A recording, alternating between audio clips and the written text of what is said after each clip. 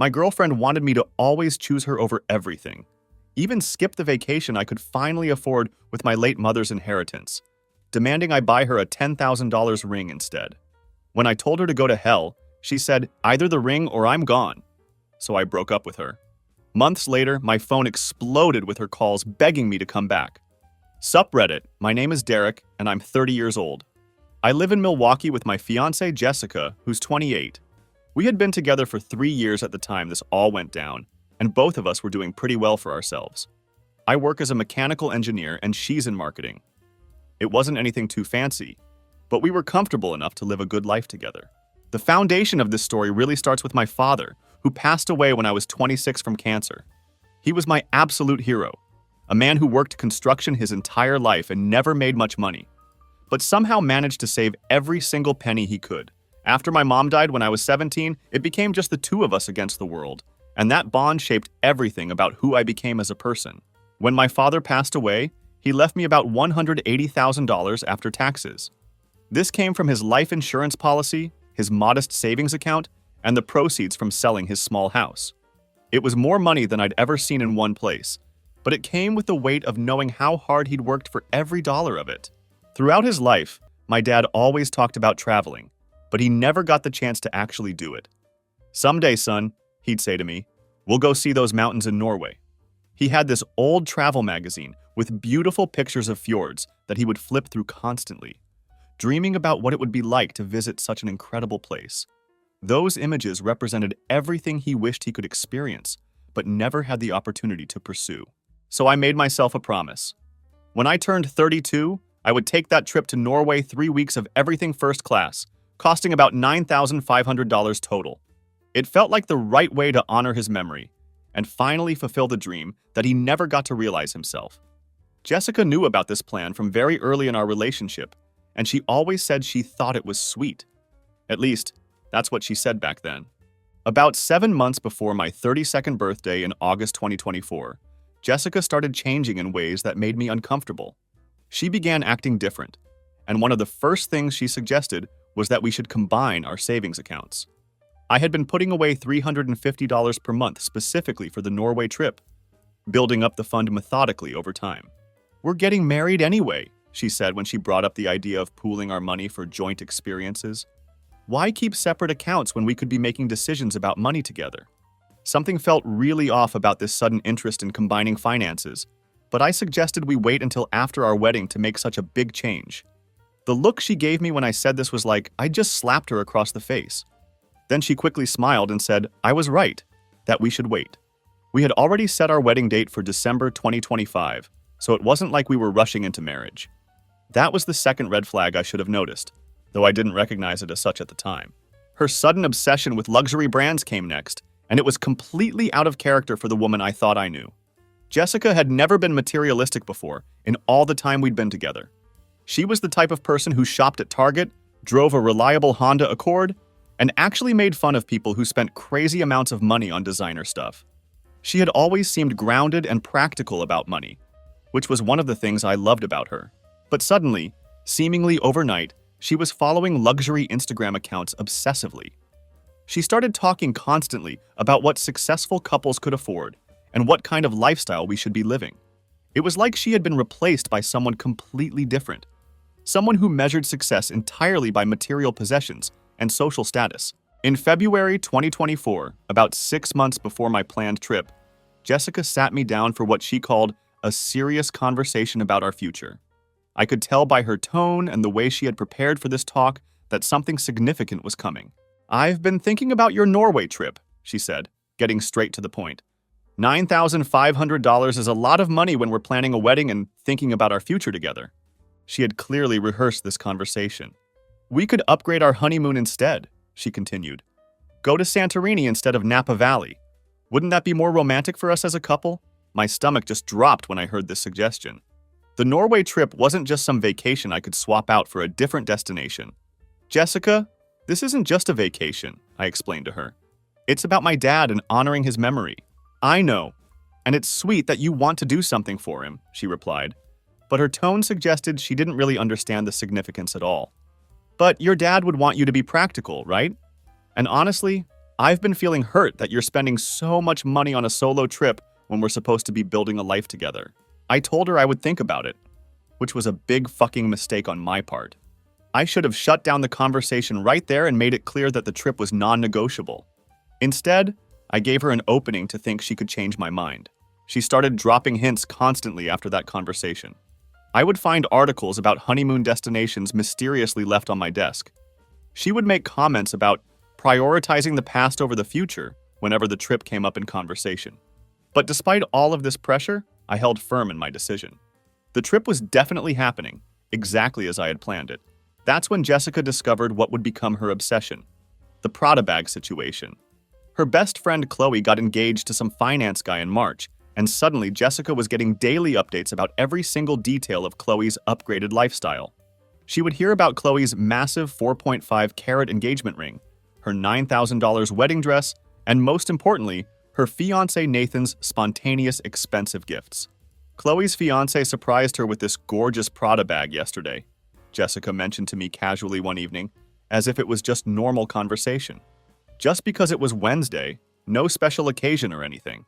That's nice, I responded, not thinking much of it at the time. It was $5,500, she added, and that number immediately got my full attention. $5,500 for a fucking purse. I couldn't wrap my head around spending that kind of money on something to carry your wallet and keys in. It's an investment piece, Derek, Jessica explained when she saw my shocked expression. It shows how much he values her and their relationship. Over the next few weeks, she became completely obsessed with this particular bag. She would show me pictures of it constantly on her phone, scrolling through the Prada website and Instagram posts featuring it. She talked endlessly about how classic and timeless it was, and how it would go with everything in her wardrobe. The way she spoke about it, you'd think this bag held the secret to eternal happiness. The breaking point came when we had dinner with Chloe and Nathan in April. I should have seen it coming, but Jessica caught me completely off guard when she brought up my Norway trip to them during our meal. Derek's going on this amazing solo vacation, she told them, making it sound like the most extravagant thing imaginable. 3 weeks, all first class, costing about $9,500. Chloe's eyes widened like saucers when she heard the number. That's an expensive vacation when you're getting married, she said, looking between Jessica and me with obvious judgment. Nathan nodded along in agreement. That's serious money, dude, he added, as if I had asked for his financial advice. It's a personal trip for his dad's memory, Jessica said, but the way she said it made it sound completely ridiculous and sentimental, like I was being foolish and impractical. That night, we had our first real serious fight about the whole situation. I told her I felt completely ambushed by her bringing up my personal plans to her friends in a way that made me look bad. She cried and said she just wanted to feel like a priority in my life, that she felt like I was choosing my father's memory over our future together. That weekend, she showed me the Prada bag sitting in an online shopping cart on her laptop, clearly having planned this moment carefully. What if we made a deal? She said, looking at me with hopeful eyes. What kind of deal? I asked, though I was already dreading the answer. Instead of the Norway trip, you get me this bag, she proposed. It's $5,500, so you'd still have $4,000 left over from your trip budget. And I'd have something that reminds me every day how much you love me and prioritize our relationship. I just stared at her in complete disbelief. I couldn't believe what I was hearing come out of her mouth. You want me to cancel my father's memorial trip to buy you a purse? I asked, making sure I understood her proposal correctly. It's about showing that you prioritize our relationship, she said. Chloe's fiancé. I don't give a damn about Chloe's fiancé, I interrupted her. This trip means something to me. And what about what means something to me? She shot back. When do I get to feel like I matter more than a dead man's fantasy? The way she said dead man's fantasy made me see red. I had never been so angry at anyone in my entire life. The disrespect and contempt in her voice when she referred to my father's dream was unforgivable. Don't you ever talk about my father that way again? I said, my voice probably shaking with anger. She immediately backtracked when she saw my reaction to her calling it a dead man's fantasy. The look on my face must have shown her exactly how far over the line she had stepped. But the damage was already done between us. You can't unsay something like that, and you can't take back the contempt and disrespect that was behind those words. We didn't talk about the situation for an entire week after that fight. The tension in our apartment was thick enough to cut with a knife, but neither of us wanted to be the first one to bring it up again. I think we both knew that we had crossed into territory that our relationship might not be able to recover from. Then came the ultimatum in May, which would end up being the final nail in the coffin of our relationship. I was making dinner one evening, trying to maintain some sense of normalcy in our home, when Jessica walked into the kitchen. She had her phone out, showing the Prada website with that same bag displayed prominently on the screen. "Are you going to buy me this bag or not?" she asked, cutting straight to the chase without any preamble. "Jessica, we've talked about this already," I replied, not even looking up from what I was cooking. "I'm not asking you to cancel the whole trip," she said, as if she was being reasonable and offering a compromise. "Stay in regular hotels instead of luxury ones. Fly economy class instead of first class. You could do the whole Norway trip for $4,000 and still buy me the bag." "No," I said firmly. This trip was about honoring my father's memory properly, and that meant doing it the way he would have wanted it done if he'd had the chance. She set her phone down hard on the counter, the sound echoing through the kitchen like a gunshot. "Do you know how embarrassing this is for me?" she demanded. "All my friends' boyfriends buy them nice things. They get surprised with jewelry and designer bags and romantic gestures. What do I get? A boyfriend who would rather spend money on a dead person than on his living, breathing fiancé. If that's not enough for you, maybe we have bigger problems than I thought," I replied. Her face went completely cold then, and I could see something calculating and hard in her expression that I had never seen before. "Fine," she said. "Buy me the bag or lose me." "Excuse me?" I asked, not sure I had heard her correctly. "You heard me perfectly," she said. "Choose a dead man's vacation over your future wife.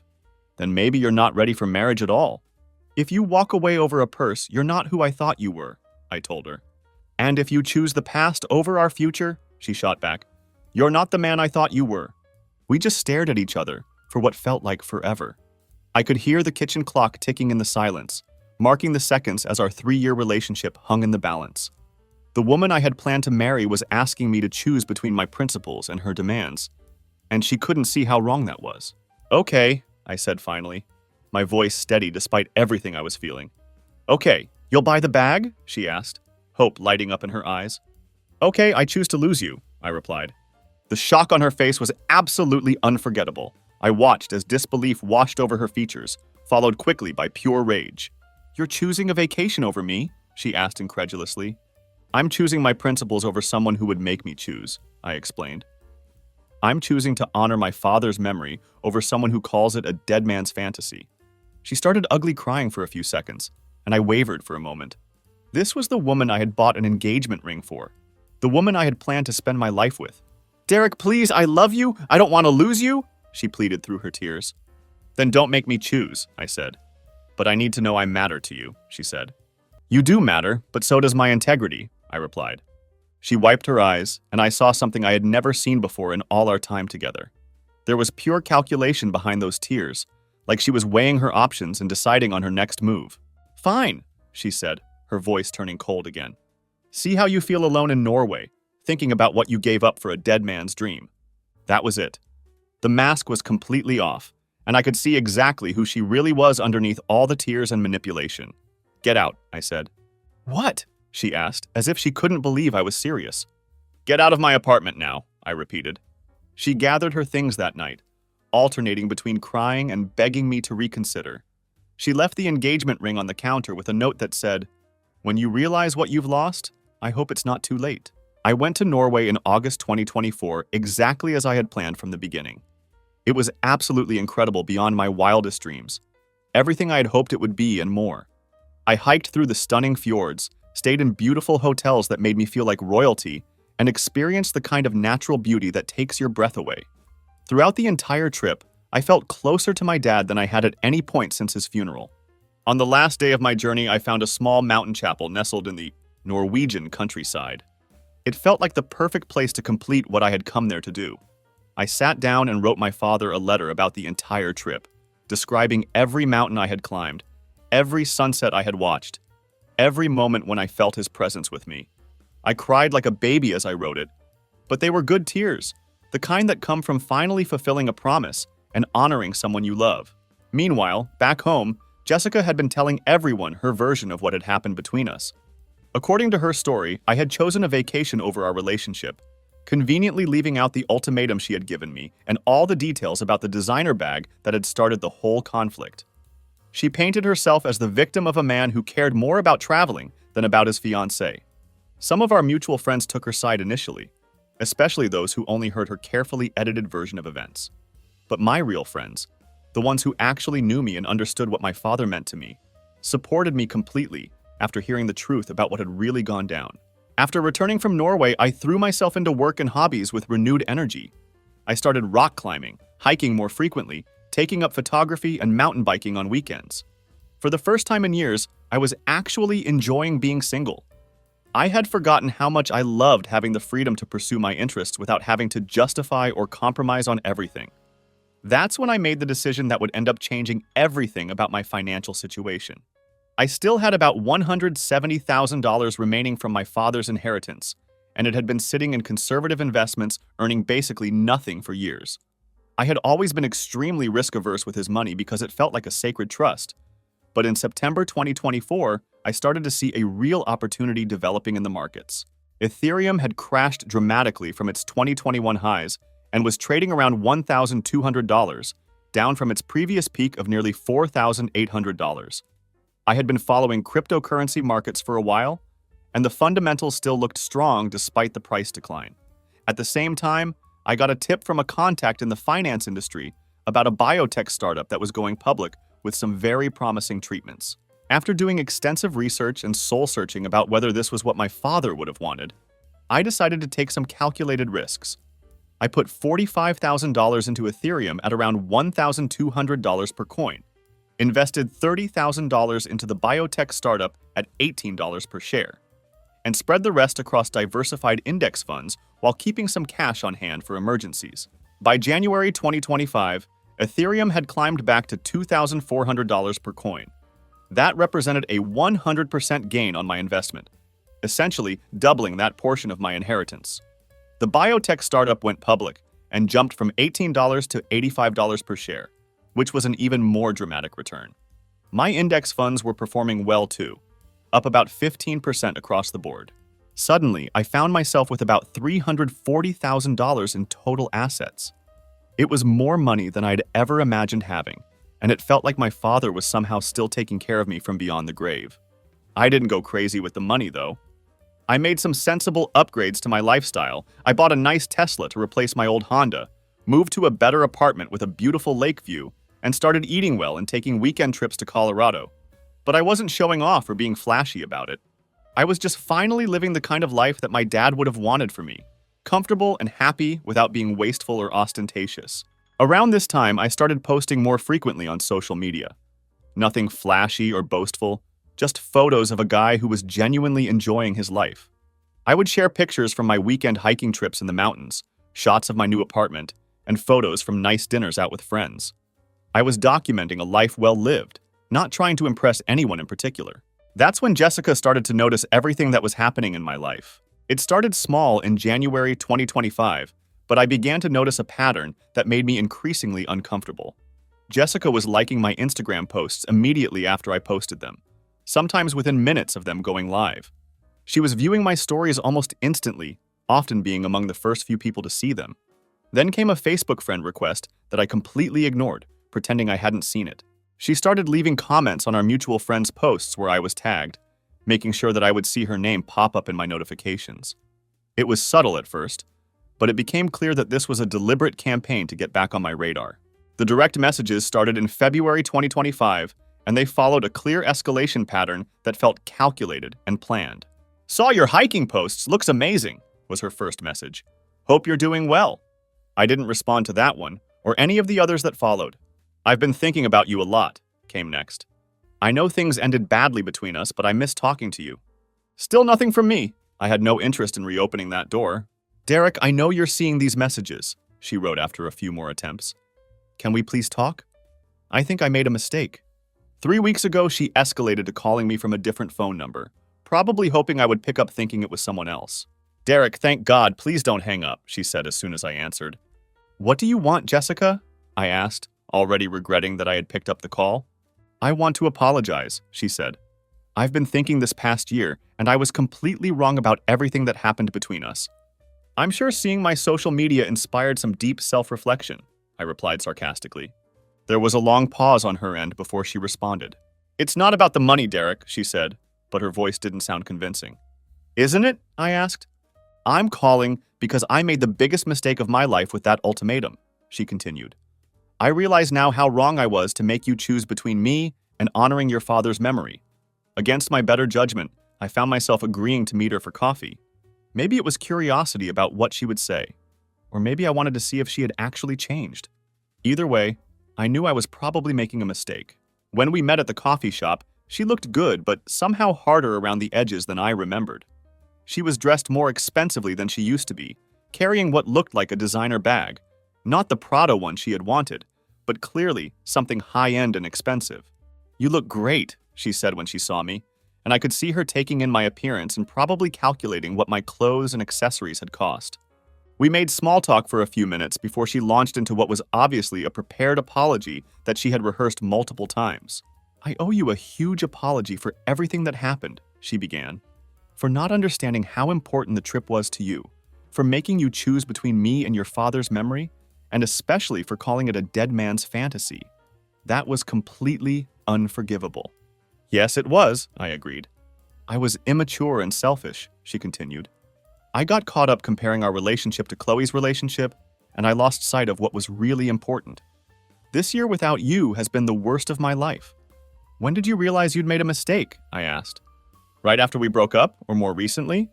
She hesitated for just a moment too long before answering, and that hesitation told me everything I needed to know.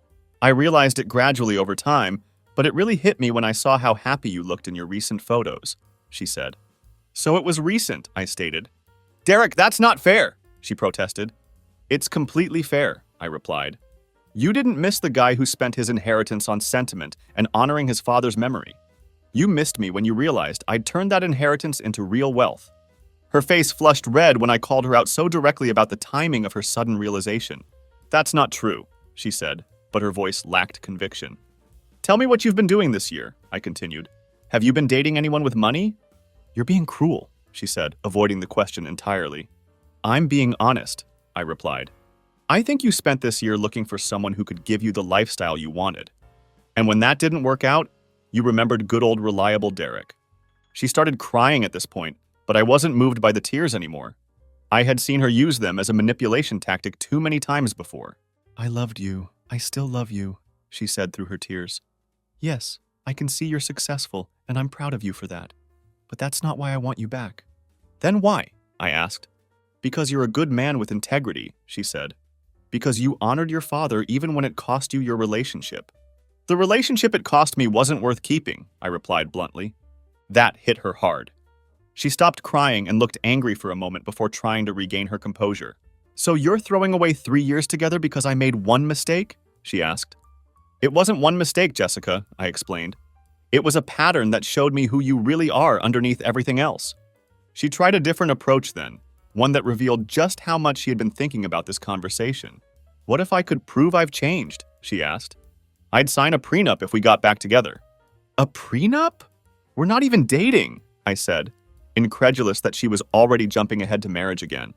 I'm just saying that if you think this is about money, I can prove it's not, she said.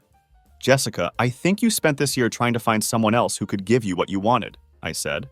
You dated guys with money who treated you like arm candy, or guys without money who couldn't spoil you the way you expected. Then you saw my posts and realized you had made a tactical error. She didn't deny any of it, which was telling in itself. I think you're here because you realized you traded down instead of up, I continued. Now you want to correct that mistake. You don't know what this year has been like, she said finally, and I could hear the desperation creeping into her voice. Chloe broke up with Nathan because he was cheating on her.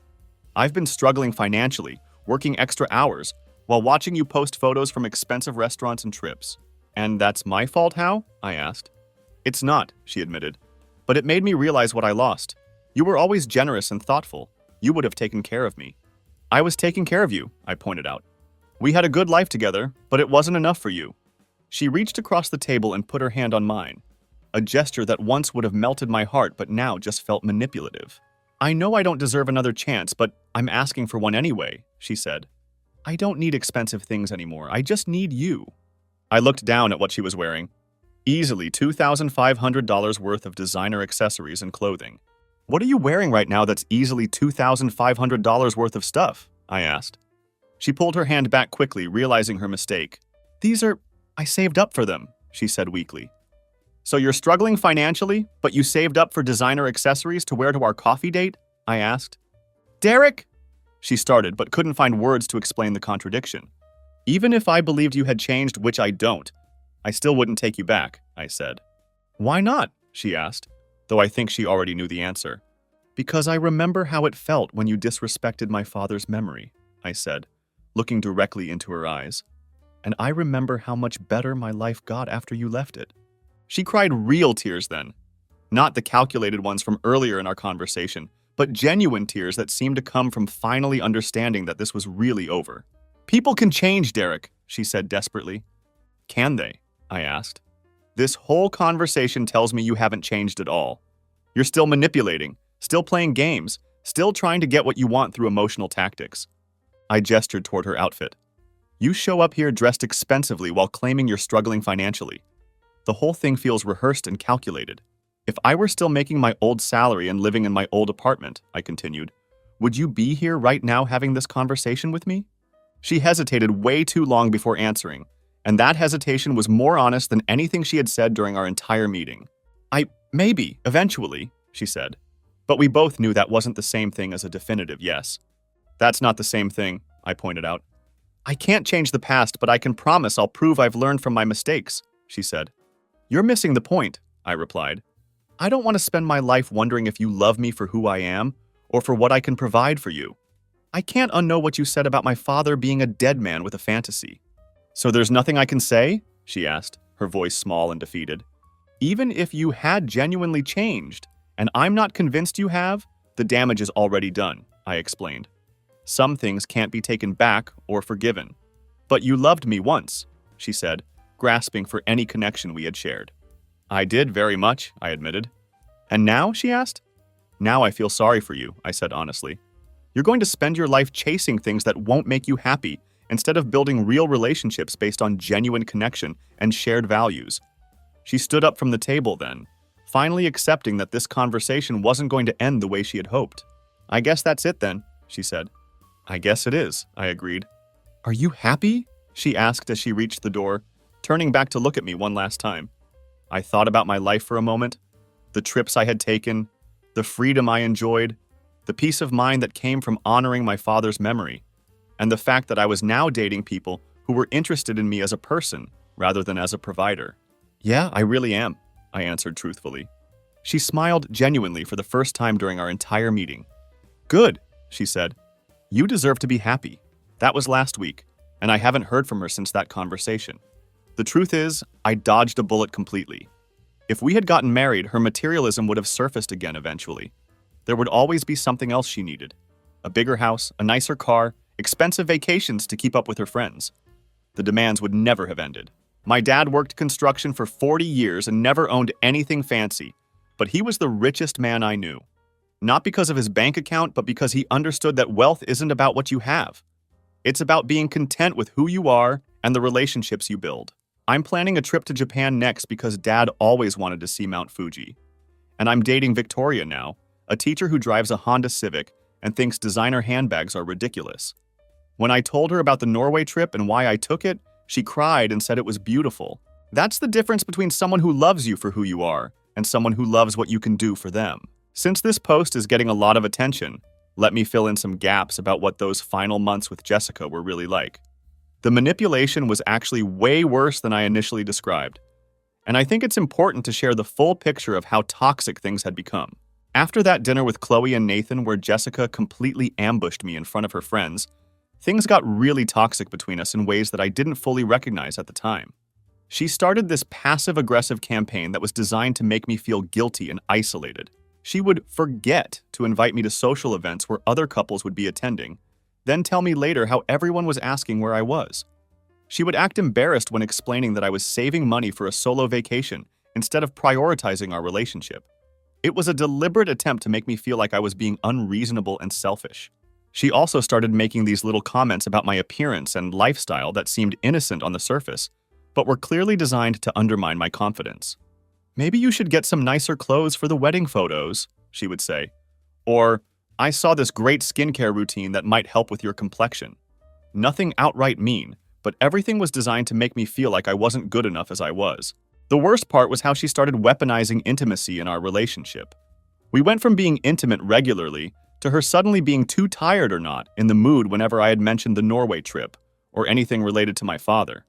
But if I talked about maybe scaling back the trip or considering alternatives to save money, suddenly she was all over me again. I'm not proud to admit this, but her strategy worked for a while. I'm a guy in my 20s, and when your fiancé starts treating physical intimacy like a reward system for good behavior, it messes with your head in ways that are hard to explain. I actually started second-guessing myself about the trip and wondering if maybe I was being unreasonable.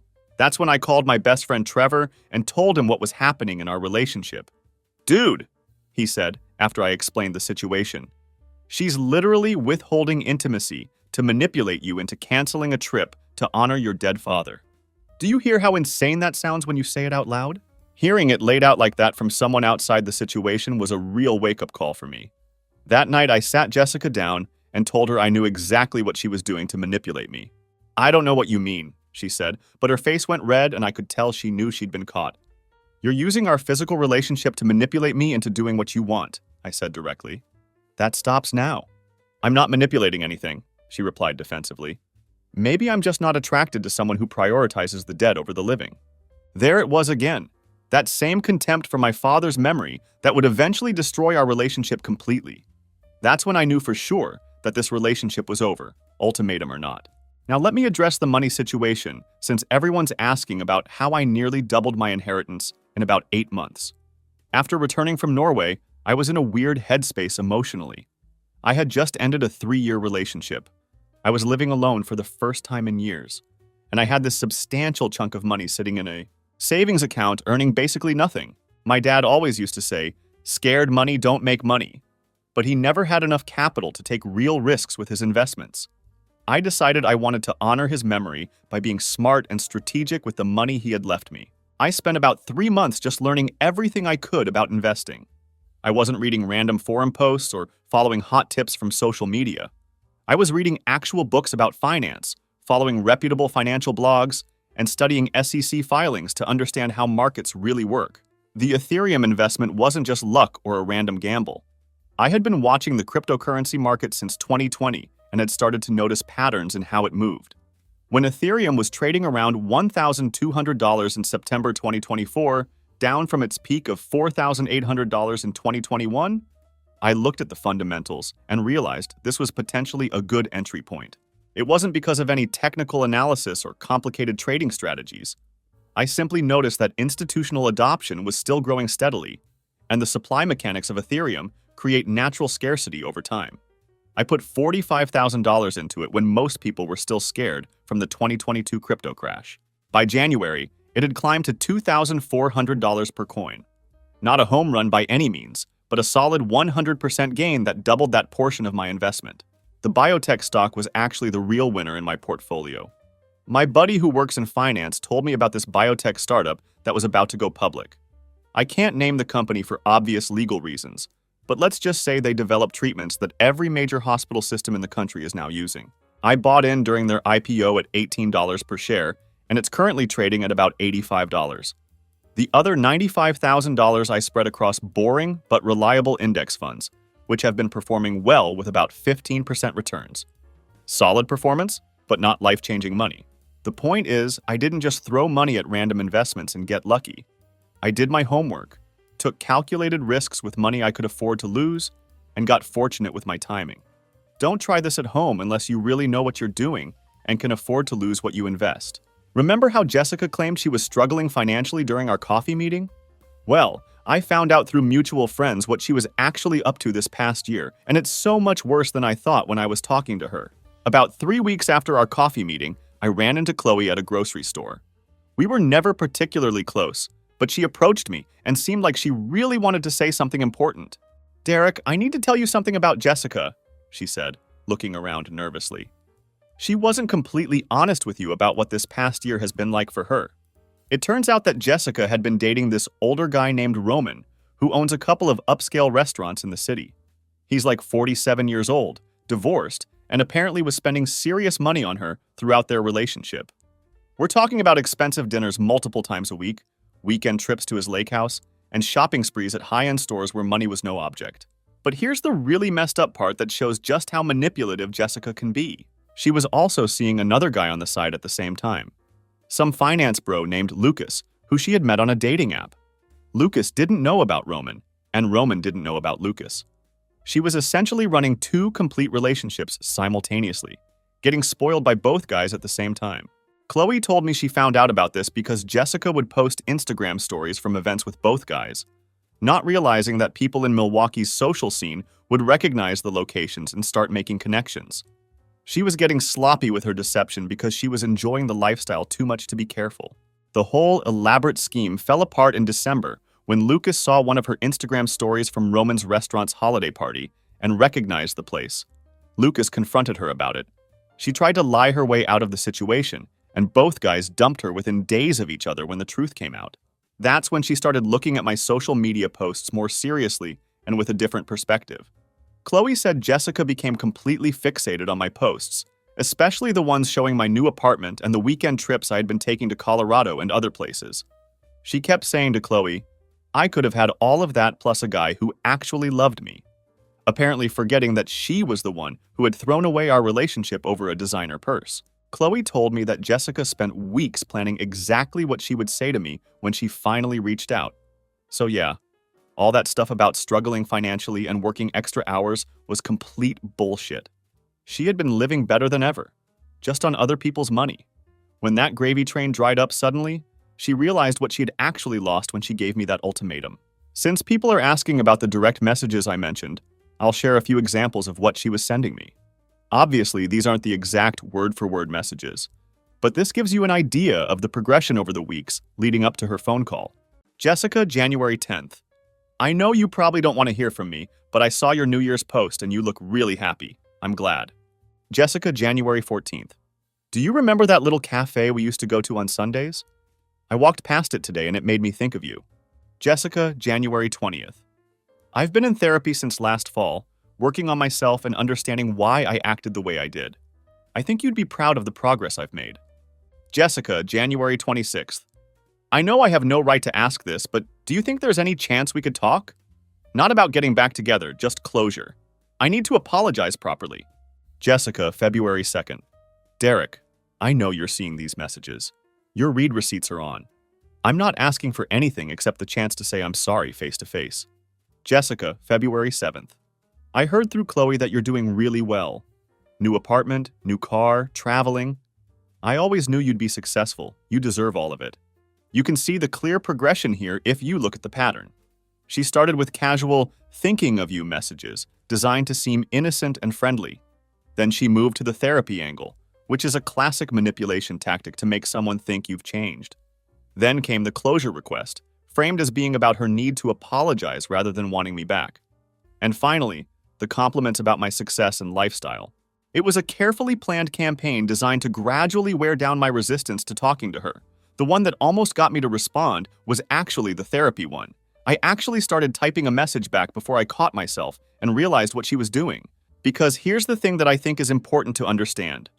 Even if she really was in therapy, even if she really was working on herself and trying to become a better person, that didn't erase what she had done to me and my father's memory.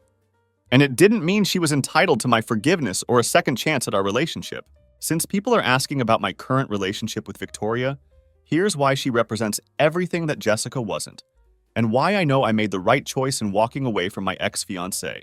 We met at a rock climbing gym in October, and the way we connected was completely different from anything I had experienced before. I was struggling with this one particularly challenging route, getting frustrated with myself, when she came over and offered some technique tips. We ended up climbing together for about an hour, and she was genuinely better at it than I was, which I found incredibly attractive. When we went for coffee afterward, she automatically paid for her own drink without even thinking about it. It wasn't a statement or a gesture, it was just natural for her to take care of herself. When I insisted on paying, she said, "Okay, but I've got next time," and she actually meant it. Our second coffee date, she beat me to the counter and paid before I could even get my wallet out. Our first real date was a hike that she suggested. She packed her own lunch in a simple brown bag, wore practical hiking clothes that were clearly chosen for function over fashion, and spent the entire time talking about her students and her weekend trail running hobby. She teaches 5th grade, and the way her face lights up when she talks about her kids is absolutely beautiful. What struck me most was that there was no mention of what I did for work, what kind of car I drove, or anything remotely materialistic. She was interested in me as a person, my hobbies, my family, my values, my sense of humor. It took 4 full dates before she even asked what I did for a living. And when I told her I was a mechanical engineer, she said, "Cool, must be nice working from home sometimes." That was it. No follow-up questions about my salary, my career ambitions, or anything like that. We've been together for 6 months now, and she still thinks I just got a promotion at work recently.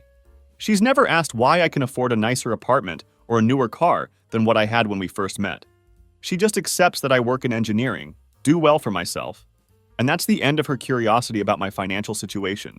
When I take her out for nice dinners, she's genuinely appreciative, but she never expects it to become the new normal for our relationship. She doesn't start hinting that we should go to expensive places more often, or comparing our dates to what other couples do. Last month, I took her to the same upscale restaurant where Jessica and I had our last anniversary dinner. It's a pretty expensive place, probably $250 for 2 people when you include drinks and everything. Jessica had spent that entire dinner taking pictures of her food for Instagram and complaining that the portions were too small for what we were paying.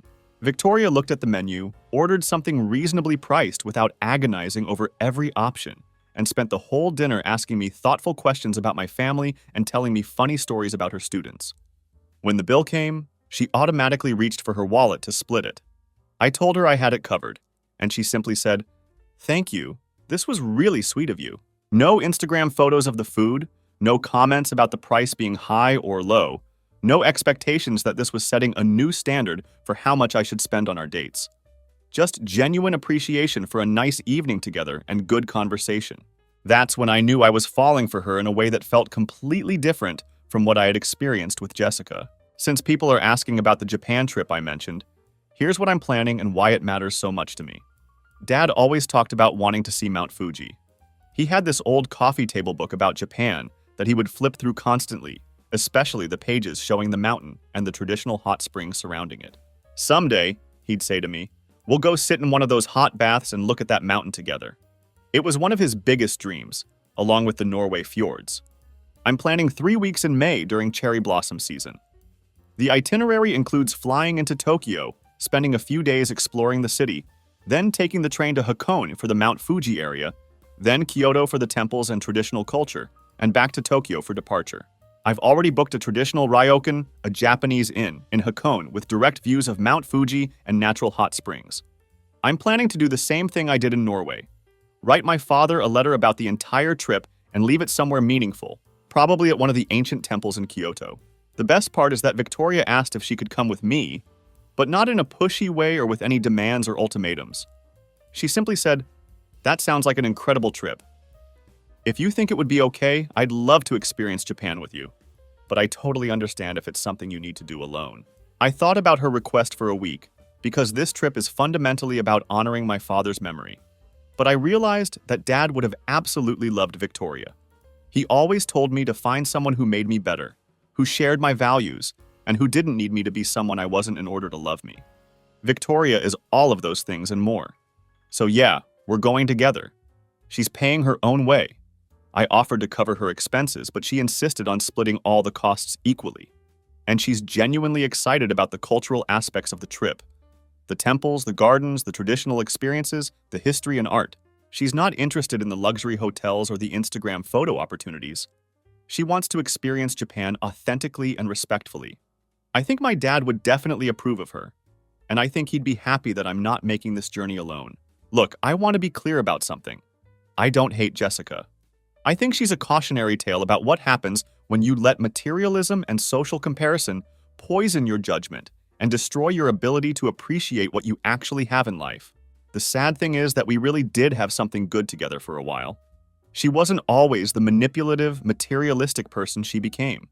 The woman I originally fell in love with was funny, kind, and seemed to genuinely share my values about building a simple, happy life together based on love and mutual respect. But somewhere along the way, She started measuring our relationship against other people's highlight reels instead of focusing on our actual reality. Chloe's massive engagement ring, her coworkers' designer bags, the lifestyle influencers she followed obsessively on Instagram, all of these external comparisons became more important to her than what we actually had together. She lost sight of the good life we were building and started focusing exclusively on what we didn't have, what we couldn't afford, and how our lifestyle compared to other couples who seemed to have more money or more luxury items. The ultimatum she gave me was just the symptom of a much deeper problem. The real disease was letting external validation and social media comparisons become more important than internal contentment and genuine connection. I hope she figures it out someday. I genuinely hope she finds someone who makes her happy without her needing to prove anything to anyone else or compete with her friends' relationships. But that person isn't going to be me, and I'm completely at peace with that decision. I learned something really important from this entire experience. The right person for you will never ask you to choose between them and your fundamental values. They'll support your values even when they don't fully understand them or when it's inconvenient for them personally. Jessica made me choose between her and honoring my father's memory. Victoria asked how she could help me honor him better and whether there was anything she could do to make the Japan trip more meaningful. That's the fundamental difference between someone who loves you for who you are as a person and someone who loves what you represent or what you can provide for them. Thanks for reading this whole story. Sometimes you need to get the entire story out of your system to really process what happened and understand the lessons you learned from it. Your comments and support in the responses have meant a lot to me. Now, if you'll excuse me, I have cherry blossom viewing spots in Japan to research for the trip. Let me add one final update for those who are asking about my investment strategy and financial decisions. I want to be absolutely clear. I'm not a financial advisor, and past performance doesn't guarantee future results in any market. Do your own research thoroughly and don't risk money you can't afford to lose completely. The success I had with Ethereum and the biotech stock was a combination of research, timing, and luck. I could just as easily have lost a significant portion of that money if the markets had moved differently or if my analysis had been wrong. And yes, since people are asking, I'm keeping the engagement ring that Jessica left behind.